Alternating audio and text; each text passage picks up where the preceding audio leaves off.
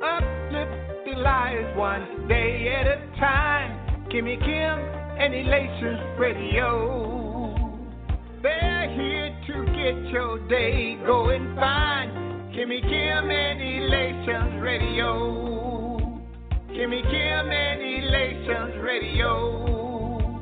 Kimmy Kim and Elations Radio. And here's your host, Miss Kim Robinson.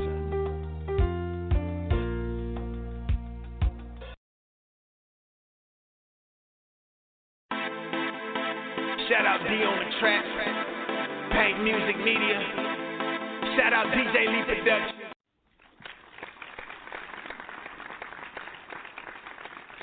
Well, hello. Charles McCutchen here. I'm your favorite entrepreneur coming to you on this day. I just want to bring to light some things that's going on in the industry, some things that we need to be aware of, and that's what I'm doing. This is about financial freedom. Welcome to Charles's Corner. So today, I'm going to bring up a couple of items, but I'm going to stick on multifamily real estate.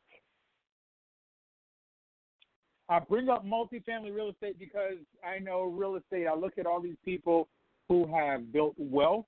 You know, you got the big names that have built wealth, and they have a common theme within all of them, and they have real estate in their portfolios.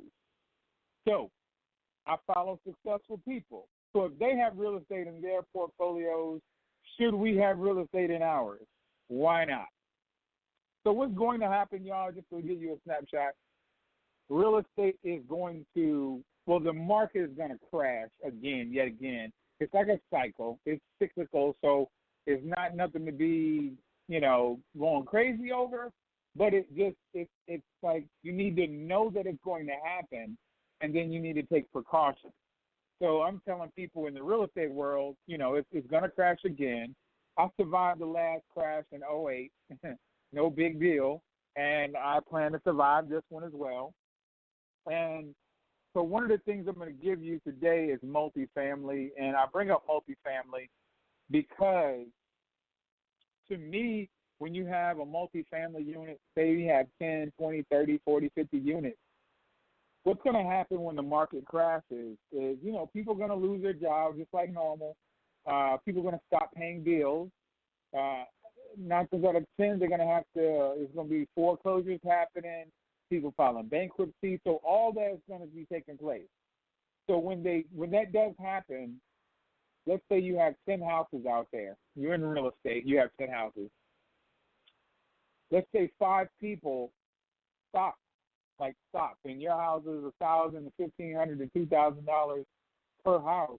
How many? You have to pay that note. There's no way around it. The note has to be paid, and it's going to be paid by the person or the entity whose name is on the note. And so that falls back to you. And I bring this up because back in 2007, 2008, I had a lot of people that I knew that were colleagues of mine who had to file bankruptcy because they had all these houses, and some of the houses they were paying $2,500, $3,000 a month. Now imagine you have 7 to 10 houses at $3,000 a month, and people start paying the mortgages. Now the ship is going to take on water. So what I'm going to do is give you something to mitigate the risk, really. And I'm not going to give you any type. This is not legal information by any stretch of the imagination. This is nothing that has to do with legal. This is just looking at the numbers a different way, if I can say it that way. So I'm going to look at the numbers a different way. And when I say that, you have 10 houses, as I gave you the scenario, 5 people stop paying, you got to come up with the money. Now you go to a 10 unit under one roof, so 5 people start paying, you still have 5 other people to help you pay that note. So I look at it a little bit differently, and when I get units, it's more, you really start making money when you get to like 16 units and up. And I don't want people thinking they got to come out of pocket and pay all this money. I'm not saying that. The best thing you can do in the real estate world is partner with people. Because I partner with a lot of people because more people have more resources. So that's what I do. I use my resources. I allow people to use my resources just like they allow me to use theirs. And that's how we do real estate together as a group in a sense, group economics. So I want to talk real estate. The one thing I know you need is money to some extent. Not to say it has to come from you.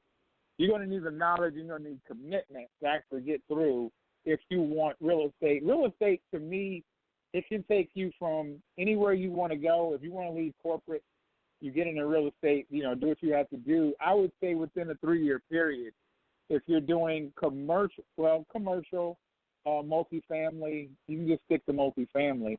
Bigger units in multifamily, 15 units and up, you can walk away from your corporate job because that money can come in from the units that you have.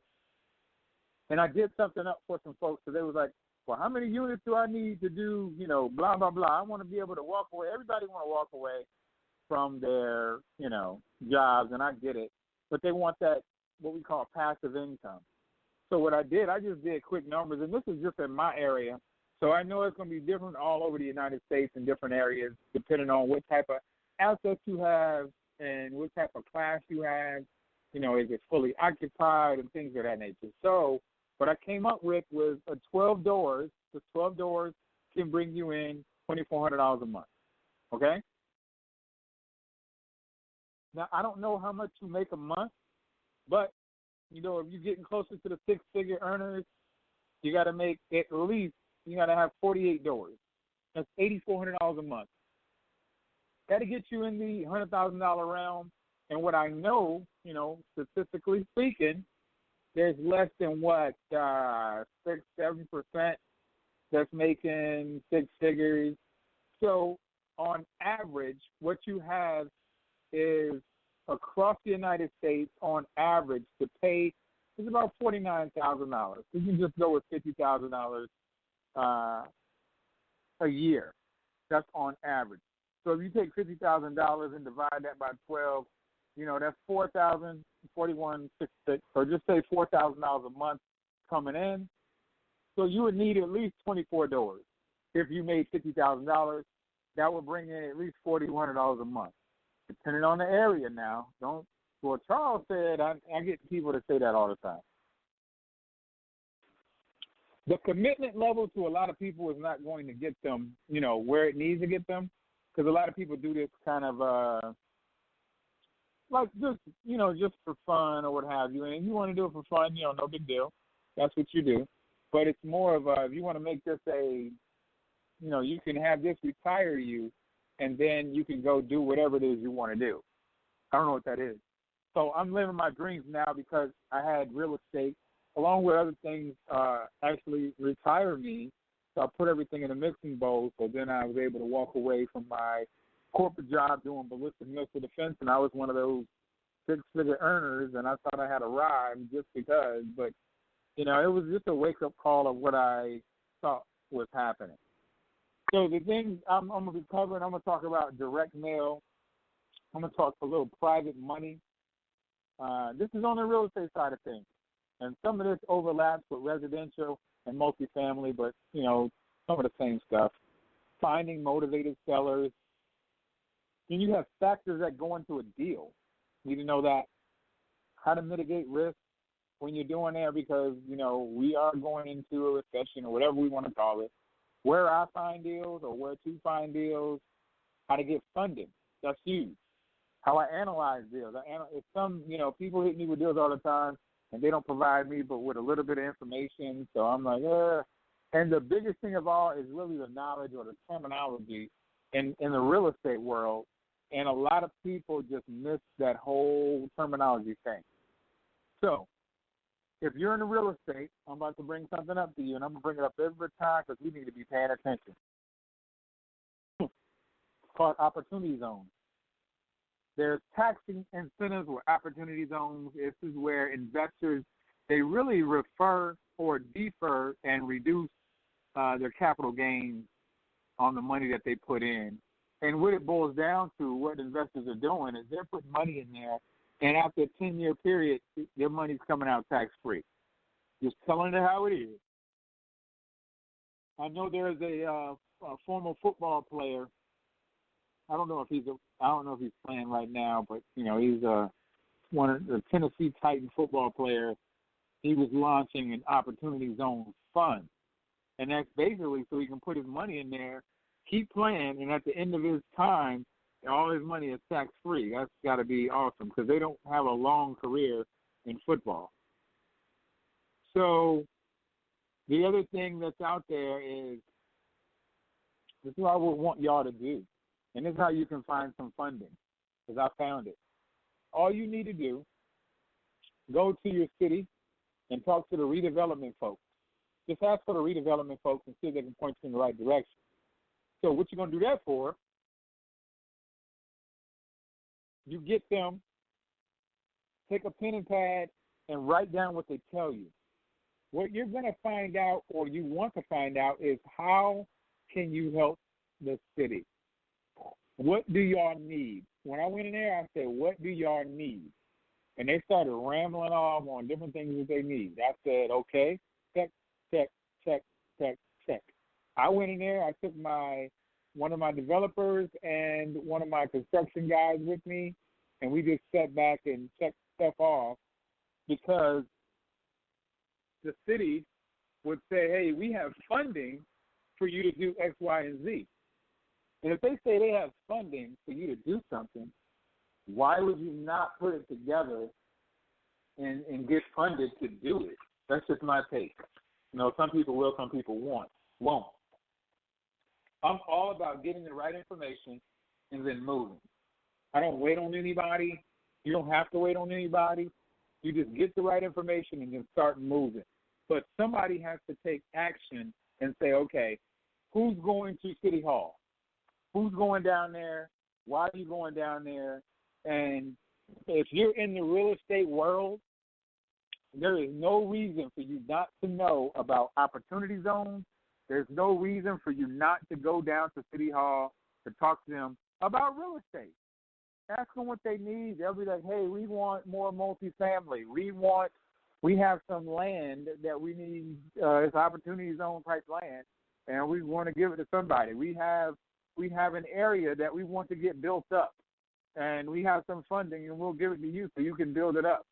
So it's so many different ways that it can happen, and so you got to make sure that you're getting down there. You're getting down there and you make a move. So the other piece of this is private investors. I get a lot of private investors. You have to conduct your due diligence. You have to find the property. So if you really into real estate and you really want to go for it, there's nothing that can stop you, even without having money. And that's the crazy part, because a lot of people, they just think that, it's all about having money, and it's not even like that. So it's more going down to City Hall, talk to the redevelopment folks, and just sit back and write. Take people with you if you want to, but you got to do something. So next, when I get deals in, like people give me a 10 unit, a 50 unit, a 100 unit, it doesn't matter the number of units. If it's over 5, it's called commercial, which really I'll call all that multifamily. But even 1, 2, and 3 units is called multifamily, but the banks look at it differently. Banks look at 1, 2, 3, and 4 units as residential, and they look at 5 or greater. Even lenders look at 5 or greater as as commercial. I know I may mix some people up with that, but don't get tied up in the verbiage. The other piece of this is I get a deal in. What I do is I just run quick numbers. I'm going to give y'all one that I'm working on right now. It's a 12-unit deal, and it's worth $699,000. Not really worth, but that's what the price tag on it is. So with that, I looked at, I run quick math and say, 12 going into $699, $58,000. So it's $58,000 per door. And you look at the area and say, is that good per door? It is or it isn't. It's not it is what it is. I had one guy, he was getting the same type of 12-unit deal in the same area for over $100,000 a door. And I was like, I don't know if you should do that. But, each his own, because there's a sucker born every day, just being honest. So When I'm speaking to these, what we call brokers, real estate agents, homeowners who have these different assets, 9 times out of 10, you're not going to get the right information. They're just going to throw something at you, and you have to create a story. I do that with every property. It's a story to make sure the numbers work. The numbers have to work. And you need all the numbers. And I'm going to throw terminology at y'all just because, you can look it up if you want to. It may confuse some folks, and that's okay. Because if you're really serious about real estate, I would want you to do multifamily, and I would want you to understand the terminology. So I'm going to throw it out there anyway. No big deal. So you have to determine the cap rate. And I'm not going to – I may break some down and I may not. It depends. So then what I do, because it's all numbers to me. That's all real estate is numbers, resources, and relationships to me. So once the numbers look great, I go to a letter of intent, and they may ask you for a proof of funds to see if you have the money. And it just depends on who you're working with and if you sound credible. If you don't sound credible, they may not give you anything, just to be honest. They just do that because you don't know the terminology.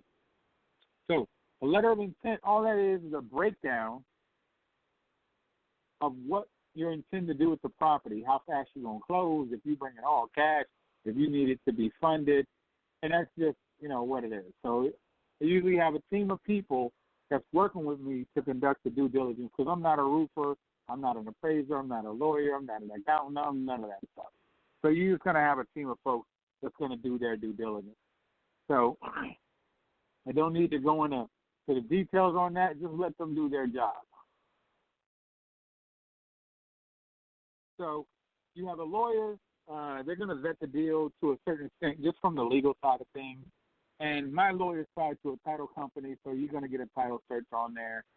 Depending on the type of deal you're doing, you may need a Securities Exchange Commission attorney. Now, I'm not going to go into all the legal stuff with that, but you need to talk to your legal team to figure out what you're going to be doing, and that's when you're working with accredited investors. So everybody wants a good deal. I don't want to lose money, just like the person selling the deal don't want to lose money, so we should make it a win-win. And I get a lot of people that give me deals and say, hey, Charles, what about this deal?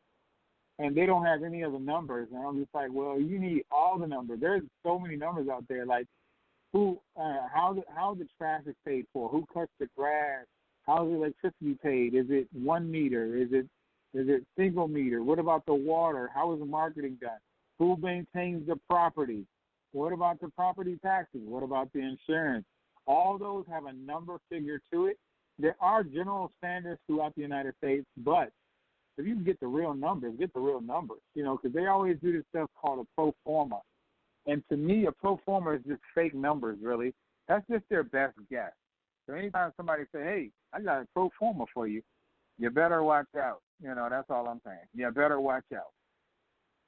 So there are some deals out there. There's all types of deals. You just have to put yourself out there and let people know that you do real estate, if that's that's what you do. And if that's what if you want to get into it, still say, hey, I do real estate. I'm a real estate investor. I want to get into real estate. I'm learning. So a lot of deals come around. Some people lose them. Some people get them. What I find is some people, they get some deals and they say, man, this deal is too good to be true, and they leave it, and they allow somebody else to come and pick it up. And the bad thing is they didn't run the numbers to see if the deal was good or bad. So it's all about numbers. And I tell people can give out their assets for different reasons. A lot of landlords, they've been doing landlording for 20, 30 years. They're probably tired, or they may need some cash, or the property's just going down and they don't want to fix it up themselves, or they have a property manager and there's bad management. So many different reasons. You get a divorce. There's so many different reasons why it comes out like that. And then you look at, why they're motivated sellers. How do you get in touch with them? You can use direct mail. Direct mail is no joke, y'all. You have to send those letters out. If you're sending out 100 letters, you got to keep sending them to the same people. You can't just switch them up and send them to another 100 because nobody said anything this go round. And now you 4 go rounds in and nobody said anything, but you're spending money on each time you're sending this stuff out via mail. So you got to figure it out if that's what you want to do. You can look at, go down to the city and look at who has back taxes, not paying back taxes. That may be a motivated seller. Who's going through the legal or in litigation? That may be a motivated seller.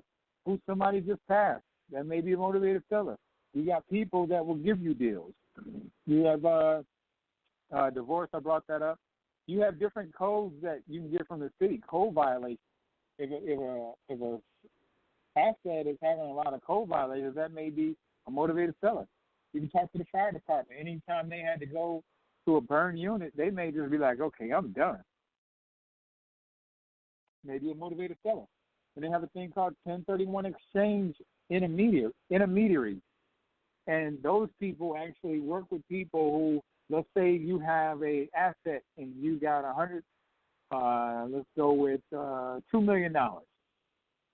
You made profit of $2 million. Now you have a 1031 exchange and you looking to say, okay, well, where can I put this money? Or I just got some money, so now I want to do something with these other places I have. I want to up the game. I see a lot of people getting out for, mainly because they've been in there a long time. So there's such thing as called private money, and that's people that give you funding or give you money to invest with you. So if you get good enough to, they calling you an expert, and now they want to invest with you, that's always a good thing. But you have to know your numbers. You have to be able to add value to the deal. You have to know an exit strategy. You got to know what the returns are going to be for the investors. These are different questions that I get from all these different investors that hit me up. And I take care of my investors. Even if I'm going to lose money, my investors are going to eat. I want to make sure they're going to eat because I want them to keep going with me on this journey. So I give my private investors no less than 50% of the cash flow and no less than 50% of the profit when we sell it at the back end. So I find an apartment, I make improvements, we call that a value play, and then I get them out either by a refi or a resale. That's how I do it. And everybody wants to know, well, how's my money secured? So there's equity in property. There's equity, there's profits to be had, there's insurance. The insurance plays a huge role when you're talking to private investors. You want to make sure that they know that if something happens to me, I have a life insurance policy that's going to pay everybody that's a private money lender in this thing. So the LLC is pre-instructed to pay off the investors. Then I have business income loss insurance. That's another piece of insurance. Like if you have a missed rent or you have a fire, so if something happens, the asset is paid off. I usually do like $1 million because you want to overextend it to make sure it's all good. Then you have casualty insurance. That's full replacement value if something were to happen to the asset. So it's like you just covering the basis, really. That's what you're doing. You can also put it in an operating agreement.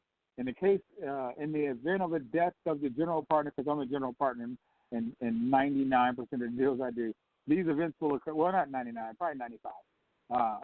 And then I have limited partners. So in the operating agreement of my LLC, I just say in the event of the death of the general partner, these events will occur. Every private lender will be paid off within 30 days from the life insurance policy. And you can also name the people directly as beneficiaries of the life insurance policy. So it's a lot of different ways to get it done, to make sure that, they're getting what they need as an investor. And I bring up all this stuff as real estate only, like I said, there's so many people that are wealthy and they have real estate in their portfolios.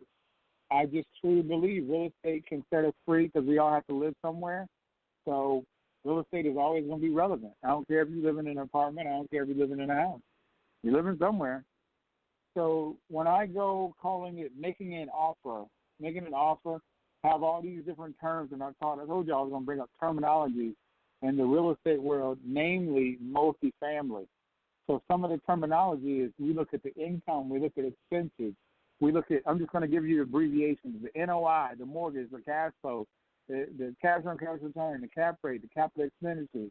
We look at a lot of different factors that give us great numbers. So the main thing I look at is the NOI, and it's the operating income, the net operating income. If it's a high NOI, that means it's going to be cash producing, making money. The NOI goes up, the asset is doing good. NOI goes down, the asset is not doing so good. So the deals that I do, I go in with no money. I work the deals like crazy, like I'm doing now, and I give it to investors, and the investors go in with me, and I cash out $20,000, $35,000 because I did all the heavy lifting. So I get private money. I don't have to have a license. I don't have to have money. I will need experience, and I will need to network like crazy. I'm doing that even when I get off the phone with y'all. I'm going to go network and call on some people that want to invest with me because they said they wanted to invest. So when doing real estate, what I would say to everybody, start working on your business credit. I get everybody want to use their own money, want to use their social security number, their credit scores, run that stuff through the ground, when they could have just did business credit and got funded based on their employment identification numbers. I keep talking about this stuff till I'm blue in the face. Some people take it for action, some don't. I'm on that Jimmy Crack Corn, and I don't care. That's just where I am.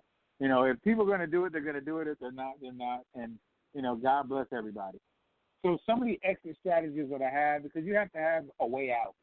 Like, okay, at the end, what's going to happen? So I can either wholesale the deal to somebody when I get a deal, and that's really just giving the deal to another investor. I can hold it and then refinance the deal and pay everybody off. I can hold it and then sell it. I usually do 5 years. At the end of 5 years, I can sell it and then pay everybody off who came with me. I can actually tell people, hey, y'all, we're going to take this as a 1031 exchange, and we're going to put it into a bigger asset. And that's the main goal, because that's how you build wealth.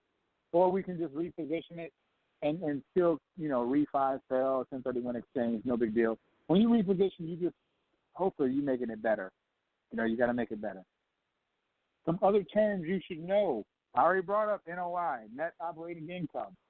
And then I brought up the cap rate. The cap rate is equal to the NOI divided by the price that you're going to pay for the asset. And then you have cash on cash return. That's huge. You want to know how much money is coming through that thing. You always got to want that cash flow. People ask me, is it cash flowing? I'm like, come on now. I mean, why would I do it if it's not cash flowing? And that's just, it don't make sense to me. So I don't like when people ask me it. I'm like, and I tell them, no, it's not cash flowing. I mean, why would I even want to do it? So that's just me. So places I get deals, or you can get deals, and I brought up one of them is direct mail. You got to send out direct mail. You have to be consistent. You have to commit. Then I go to brokers. There's brokers out there that you can speak to that will give you deals. So, but you have to be, credible to understand that, hey, I know what I'm talking about. Then there's a thing called LoopNet, LoopNet.com, LoopNet.com. So a lot of people go to LoopNet. I like to and I don't like to. I look at LoopNet as when deals go there, something's going on, because some of them, they stay there too long. It's like using the MLS, multiple listing service. It's like when realtors use the MLS, that's what LoopNet is to me. It's on the commercial side, the multifamily side. You can get them from other people. You can get source of deals from other people. Everybody's deal criteria is different. A lot of people want a 10% or greater cap rate. Well, I can manipulate the cap rate. So I care about it, but, it's not going to be a diehard. If I don't get double digits, I'm not going to do anything. I look at, price per door, though. You better believe that. And I look at the area. And the unit mix, that means you're looking at, is it all one bedrooms, or is it 2 bedrooms or 3 bedrooms? I like 2 bedrooms over 1 bedroom, only because 1 bedroom, you got a higher turnover, rate with those. You always have to have your team. The team consists of so many people. Oh, my goodness. I say go to your local meetup.com, go to www.meetup.com, type in real estate and put your city, and you're going to have something close to you. I don't care. And if you don't have one, make one up, because everybody wants to do something in real estate or just learn a little bit. You got some people in your area. Hopefully you don't have one stoplight. If you got one stoplight, go to the next town. That's what I can tell you. So how can this work for you? I tell people straight up, you have to know where your money is. And when I say know where your money is, I'm talking about business credit. Start working on your business credit so you can build that up. Now, you need to form relationships. Real estate is about relationships and resources. And too many people just ask random people for money. That is truly illegal. As I say, I'm not going to give you all legal advice, but you can go to the SEC.gov, that's Sierra Echo Charlie.gov, Securities Exchange Commission.gov, and they'll tell you what you can and can't do. So I go to a lot of seminars, I go to events, I'm hosting events, I have a plan, I have exit strategy, and I have a packet of information that I give my investors because I want them to know what I see. So the one thing that's happening in my world right now, in the real estate world, I just got something from Dubai. I'm going to read it. Oh, well, why not? So Dubai just sent me something, and they said they have high-end properties in Dubai surrounded by an exceptional lifestyle of living. We as a real estate agency are tied to several developers in Dubai for working on the best projects in the country for international investors and end users. I would like to share an idea which we have been considering, which is to set up an event in the U.S. which will help us reach out to Americans looking to own property in Dubai, either as investors or end users. Please note that all the expenses, now this is the part I like, please note that all the expenses of the event will be provided from our end. Let me read that one more time. Please note that all the expenses of the event will be provided from our end, and we're looking forward to hear your opinion on this, as we need a strong agency in the state that can help us in hosting this event to ensure it's successful for both parties. We look forward to hearing from you soon. Yeah, that's a company that I'm working with out in Dubai, and they want to fly me into Dubai, and they want to, I'm talking to them to see if they want to go on a city tour, in a sense, because I would want them to go East Coast and West Coast. I don't just want to do just one coast. So we're going to find out where we're going with this. And it's pretty big. It's pretty big. Everybody knows Dubai is great. And the company I'm working with, they just clinched the #1 spot on the Forbes Global 2000 list. So they're very credible companies out there building stuff that's just truly amazing. And so I'm just going to sink my teeth in and meet a lot of investors across the country and go from there. So you never know. So what I'm going to do, I do want to say thank you to Ms. Kimmy for giving me the limelight, for giving me the platform, for giving me the stage to bless other people, and everything that you do with Elation Radio and Elation Magazine as we move forward. And I know we are going to be having conversations very, very, very shortly. Yes, and I'm setting my clock. So I do want to pray us out to say, Dear Heavenly Father, I pray to you right now to bless everyone as we go to this time in our life. I want to pray for everybody's strength and unity and empowerment. And I know some people feel like everything is not coming together fast enough, and frustration sets in, and most of us tend to believe that it won't get better. But dear Father, let us know that everything happens in your time.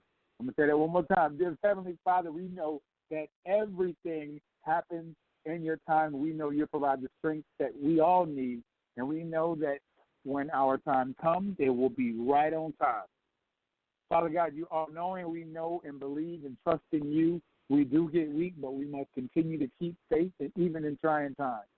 I'm going to pray for everybody's strength again, pray for everybody's wisdom, and pray that everybody knows that joy comes in the morning.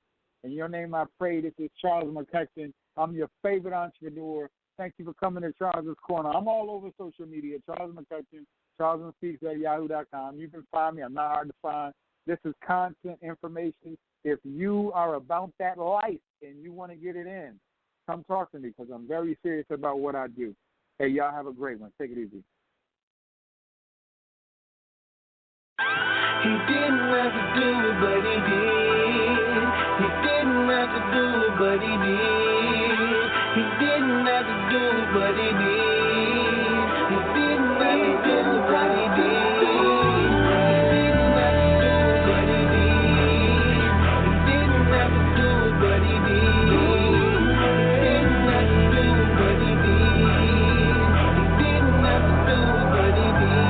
Wake up to count my blessings. The good Lord has shown up, kept me. Could have been gone a long time ago, but he spared me, there's no question. And he saved me from myself, even from the hands of death. When I felt that I had nothing left and it lost, he was right there, that's my chef. Yeah, he ordered my steps and I bounce right back like a ball. Now I'm feeling like I'm 10 feet tall. Feel like I'm genuine, the lines in, but I'm chilling cause God has control of it all. Even my flaws, he keep it from loving me, showing his favor and grace. I don't wanna be without him, never wanna doubt him, no, not ever, they pour my face. I owe him my heart and the praise. I can remember the day when I was caught up in my ways, feeling like everybody ever kissed me and nothing's gonna ever change, man. But once I accepted the presence, the Son of the Most High God, and take up the burden live, and the struggle got a little less hard. He didn't have to do it, he didn't have to do it, but he told it to me, he made me into me. He set me straight, he knew my mistake. I glorify his name is so great. My Abba Yahweh, Jehovah Asada, you reign. My Father in heaven, your power and presence just touched me and now I'm saved. He didn't have to do it, but he did. He didn't have to do it, but he did. He didn't have to do it, but he did. He didn't have to do it, but he did. He didn't have to do it, but he did. He didn't have to do it, but he did.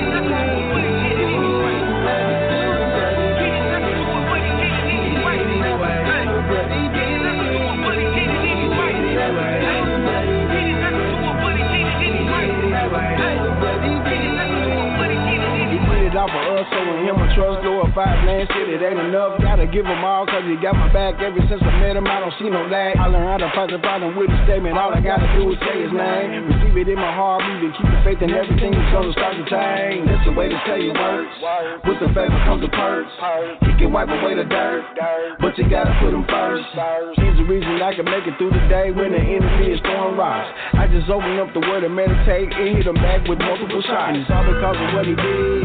He atoned for all my sins. I'm so glad I let him in. All I ever do was win. I can't imagine my life without him. What would I be if I hadn't found him? I'm glad that he was waiting on me, being patient for me, even when I was down him. He never gave up on my sins and soul. He sent the best of me to make me whole. Purify me that can't be controlled. I'm here to spread the gospel all across the globe. He's blessing me is 100-fold. He give me strength when I face my foes. What I did to get up in his grace, man, I will never, ever, ever know. He didn't have to do it, but he did. He didn't have to do it, but he did. He didn't have to do it, but he did. He didn't have to do it, but he did. He didn't have to do it, but he did. He didn't have to do it, but he did. He didn't have to do it, but he did. He didn't have to do it, but he did. He didn't have to do it, but he did. He didn't have to do it, but he did. He didn't have to do it, but he did. He didn't have to do it, but he did. He didn't have to do it, but he did.